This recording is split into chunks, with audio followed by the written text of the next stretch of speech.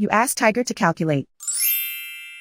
This deals with linear inequalities with one unknown. The final result is x smaller than -63/4 smaller than -153/4. Let's solve it step by step. Group all constants on the right side of the inequality. Subtract 200 from both sides.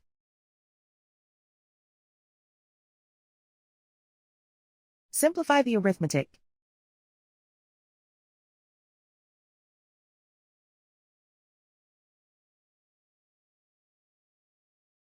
Isolate the x.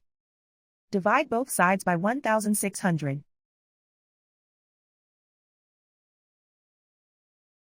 Simplify the fraction.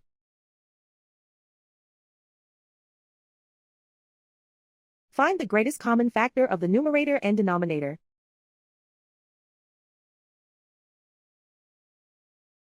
Factor out and cancel the greatest common factor.